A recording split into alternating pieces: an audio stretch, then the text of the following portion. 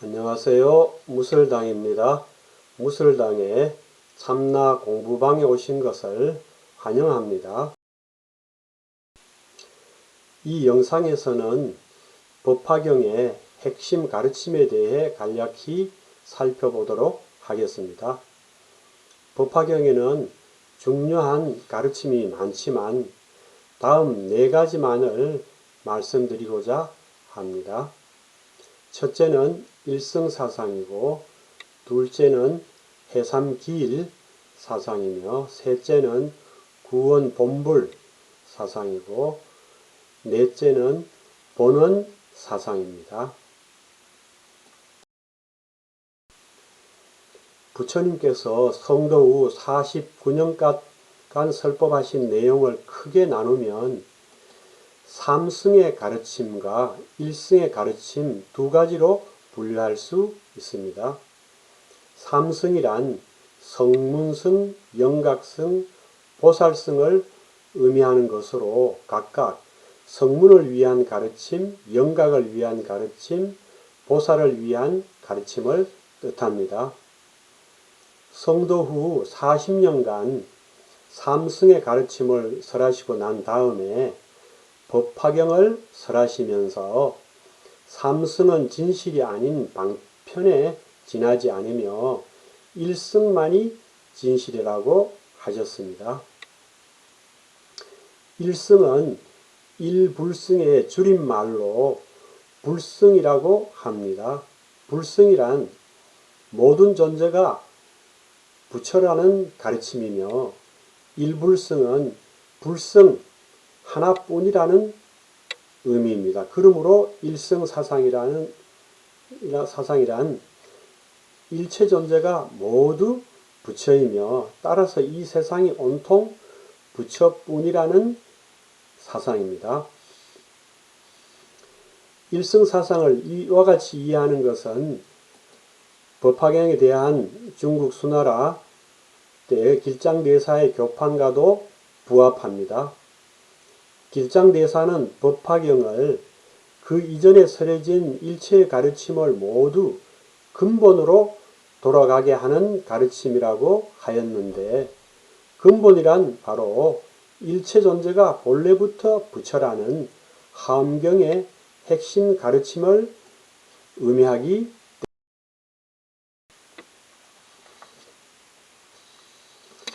일성사상은 앞의 138번 영상에서 논의한 법화경 신의 품의 장자, 궁자유의 비유에도 잘 나타나 있습니다. 비유에서 대부장자인 아버지는 부처님을 의미하고, 아들은 중생을 의미하며, 아버지의 제사는 일승의 가르침을 의미합니다. 거지 아들이 아버지의 재산을 물려받아 부자가 된다는 것은 중생이 일승의 가르침을 얻어서 본래 부처임을 자각하여 부처가 된다는 것을 의미합니다. 타국에서 거지로 가난하게 살고 있는 아들은 대부장자의 아들이므로 사실은 거지가 아닙니다. 자신이 대부장자의 아들인 것을 알지 못하기 때문에 자신을 거지라고 생각하는 것일 뿐입니다.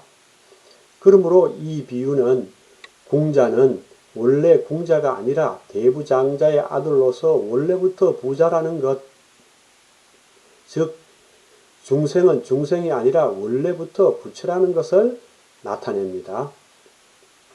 이와 같이 법화경은 모든 사람이 이미 부처라는 것을 천명하고 있는 위대한 경전이라고 할 수 있습니다. 일체 중생이 지금 이대로 본래 부처라는 부처님의 가르침은 참으로 충격적이며 결코 받아들이기 쉽지 않습니다. 그 어려움은 법화경 견보타품의 다음과 같은 말씀에 잘 나타나 있습니다. 발가락으로 삼천 대천 세계를 움직여서 타국에 던지는 것은 어렵지 않지만 부처님 멸도 후의 악세에 이 경 즉 법화경을 설하기는 어려우니라. 시부경을 모두 지녀서 남을 위해서 설하여 듣는 자들이 다 육신통을 얻게 해주는 것은 어렵지 않지만 내가 멸도한 후에 이 경, 법화경을 듣고 믿기는 어려우니라. 온갖 번뇌에 휩싸인 중생 그대로 본래 부처라는 사실을 누가 감히 쉽게 믿을 수 있겠습니까? 그런 까닭에 법화경 방편품에서 부처님께서는 뛰어난 제자인 사리불이 3번이나 부처님의 깨달음을 설해 주시기를 간청하였지만 거절하셨습니다. 성문이나 벽지불로서는 이해하기 어렵기 때문입니다. 그만두어라, 그만두어라, 다시 설할 것 없느니라. 만약 이를 설한다면 온갖 세상의 천신과 사람이 모두 마땅히 놀라고 의심하리라. 그만두어라, 모름지기 설할 것 없느니라. 내 법이 미묘하여 헤아리기 어렵나니 증상만의 비구들이 이를 들으면 결국 믿을 수 없으리라. 이것이 그 유명한 방편품의 삼지삼청이라는 것입니다. 이렇게 3번의 간청 끝에 부처님께서 너가 이미 그렇게 간곡하게 3번이나 청했거늘 어찌 설하지 않을 수 있겠느냐. 잘 들어라. 이제 내 너를 위해서 설하리라 하고 설법을 하시려고 하자 그 자리에 있던 5,000명의 제자들이 자리를 박차고 일어나 퇴장해버리는 대사건이 발생하였습니다. 그들은 깨닫지 못했으면서 깨달았다고 생각하고 또한 더 이상 깨달을 것이 없다고 생각하였기 때문입니다. 이렇게 정상만의 마음을 지닌 제자들이 자리를 뜨고 나서 부처님께서는 이제 이 무리에는 격가지는 없고 오직 참된 사람만 남았도다. 사리부라, 이러한 정상만의 무리는 물러가도 좋으니라. 너는 이제 잘 들으라. 너를 위해 설하리라 하시고 모든 부처님이 이 세상 일대사 인연을 말씀하십니다. 모든 부처님께서 오직 일대사 인연으로 세상에 오시느니라. 사리부라, 어찌하여 모든 부처님께서 오직 일대사 인연으로 해서 세상에 오신다고 하는가? 모든 부처님께서 중생들에게 불지견을 열어주려고 세상에 오시며 중생들에게 불지견을 보여주려고 세상에 오시며 중생들에게 불지견을 깨닫게 하려고 세상에 오시며 중생들에게 불지견의 도에 들게 하려고 세상에 오시느니라. 일대사 인연이란 부처님이 이 세상에 출현하는 가장 중요한 목적을 의미합니다. 그것은 바로 중생들에게 계시오입 불지견, 즉 불지견을 열어주고 보여주고 깨닫게 해주고 그것에 들게 해주는 것입니다. 불지견은 부처님이 깨달으신 지혜로서 일체 중생이 그대로 부처라는 것을 의미합니다. 그러므로 부처님이 이 세상에 출현하신 것은 계시오입 불지견, 즉 일체 중생이 모두 부처라는 사실을 중생들에게 열어서 보여줘서 그들이 그것을 깨달아 성취하게 하기 위함입니다. 하지만 중생들이 번뇌가 두터워서 이를 받아들이지 못하므로 일불승을 분별하여 삼승으로 나누어서 설법할 수밖에 없습니다. 방편품에서 이렇게 말씀하십니다. 사리부라, 급탁의 어려운 시기에는 중생들이 번뇌의 때가 두터워서 여러가지 선하지 않은 근성을 가지고 있어서 여러 부처님들께서 방편을 써서 일불승을 분별하여 세 가지로 나누어 설법하시느니라. 그리고 법화경 이전의 가르침인 삼승은 일승을 받아들이지 못하는 중생을 위한 방편이었으며 진실은 일승이라는 것을 법화경 비유품에서 화택상거의 비유로 설명을 하십니다. 화택삼거유, 화택한거의 비유는 부처님께서 번뇌와 생사의 고해에서 헤매고 있는 중생들을 구제하기 위하여 우선 급하게 성문영각보살의 삼승법을 방편으로 베풀었지만 결국에는 일승법이라는 진실한 가르침으로 중생을 구제한다는 것을 나타냅니다. 이것은 이전에 설했던 삼승을 모아서 일승으로 돌아가게 하는 것이므로 회삼귀일이라고 합니다. 또는 삼승을 열어서 일승을 나타내는 것이므로 계삼현일이라고도 합니다. 우리나라 신라때 원효대사께서는 법화경 종요에서 삼승의 사람들을 데려다가 일승의 결과에 이르게 하도록 하는 것이라고 하여 장삼치일이라고 하셨고, 또한 삼승에 집착하는 것을 타파하여 일승을 세운다 라고 하여 파삼입일이라고 하셨습니다. 법화경이 파삼입일, 즉 삼승에 대한 집착을 타파하고 일승을 세움을 지향한다고 해서 결코 삼승을 폄하하거나 부정하는 것은 아닙니다. 오히려 일승으로 통합하고자 삼승을 인정하고 포용합니다. 삼승이 비록 방편이긴 하지만 모두 일승으로 나아가는데 유용한 가르침이기 때문입니다. 이러한 종교적 포용성이야말로 법화경이 높이 평가되는 이유입니다. 이런 점에서 법화경은 동일한 대승경전인 유마경이나 사익경 등과는 결이 다르다고 할 수 있습니다.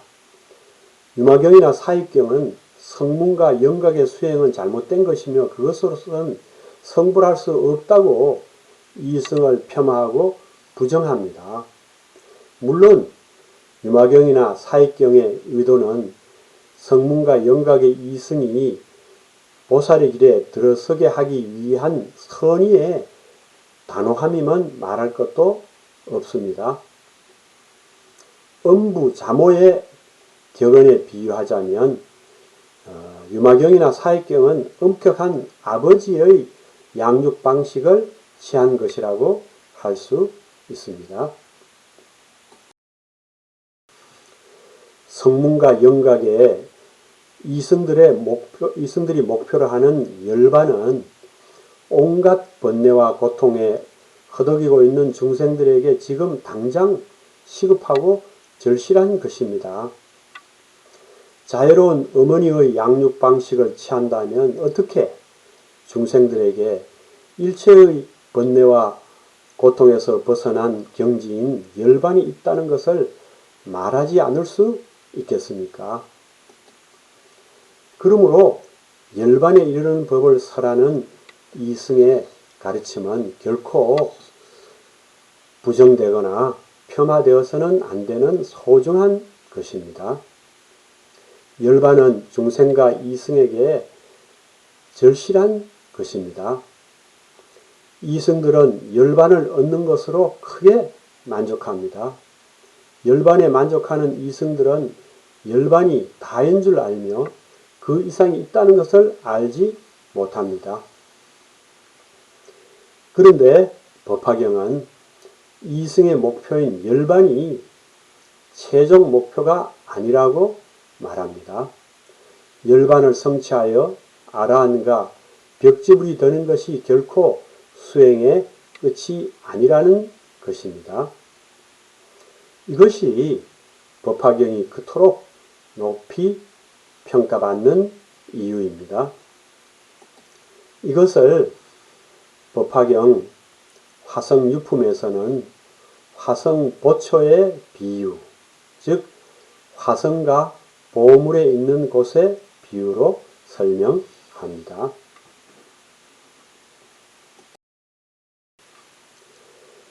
일체중생이 본래 부처라는 것을 부처님은 법화경에서 숙이라는 방식, 즉 미래의 부처가 된다는 예언을 주는 것을 통해서 보여주셨습니다. 부처님이 이 세상에 출현하신 이유도 그 사실을 중생에게 열어서 보여주어서 깨닫게 하고 그래서 부처로서 살게 하기 위해서입니다. 이 가르침을 이해하도록 하기 위해서 장자, 궁자유라는 비유까지 동원하여 설명해 주셨습니다. 이 같은 적절한 비유로 쉽게 설명하였음에도 불구하고 여전히 사람들은 자신이 부처라는 것을 믿지도 이해하지도 못합니다. 자신은 중생이지 결코 부처일 수 없다고 생각합니다. 왜 그렇겠습니까? 무명업식 때문입니다. 이는 마치 과거 신문제 사회에서 천민들이 자신은 본래부터 천민이라고 철석같이 믿는 것과 다르지 않습니다. 인간은 원래 모두 평등하므로 어떤 사회가 신분 제도를 시행하여 어떤 사람을 천민이라고 낙인 찍는다고 해서 그 사람이 천민이 되는 것이 아닙니다. 낙인 찍힌 사람이 그것을 마음속으로 수용하여 스스로 천민이라고 인정할 때만 천민이 됩니다. 만민이 평등하다는 진리를 자각하여 자신이 천민이라는 것을 인정하지 않으면 비록 사회 환경이 신분 사회라 할지라도 그는 결코 천민이 아닙니다. 따라서 자신이 중생이라는 망상을 떨쳐내고 모든 사람이 이미 부처라는 법화경의 진리를 믿고 받아들여 자신은 본래부터 부처임을 자각해야 합니다. 부처라고 자각하는 순간 본래 부처였던 부처가 명실상부하게 부처가 됩니다. 이것이 부처님의 일대사 인연인 계시 오입 불지견의 오입니다. 즉 깨달음입니다. 중국 당나라 때 육조 해능대사는 중국 불교 선정을 꽃피운 대선지식 중에 한 분입니다. 그분은 일자무식의 나무꾼으로 산에서 나무를 하여 장마당에 내다 팔며 홀로머니를 모시고 사신 분입니다. 장마당에서 손님이 독경하는 금강경의 한 구절을 듣고 호련히 깨달음을 얻으신 분으로 알려져 있습니다.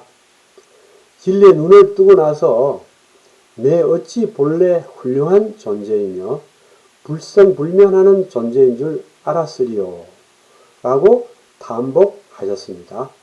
자신은 일자무식의 못난 나무꾼인 줄 알았는데 본래 부처였다는 것을 자각하게 된 것입니다. 그 순간 인생의 대전환이 일어났습니다. 일자무식 나무꾼인 중생의 삶이 부처의 삶으로 바뀐 것입니다. 나는 이미 부처라는 자각 하나가 사람의 삶을 완전히 바꿔버린 것입니다. 이것이 바로 부처님의 일대사 인연인 계시 5입 불지견의 입입니다. 즉 부처로 사는 것입니다.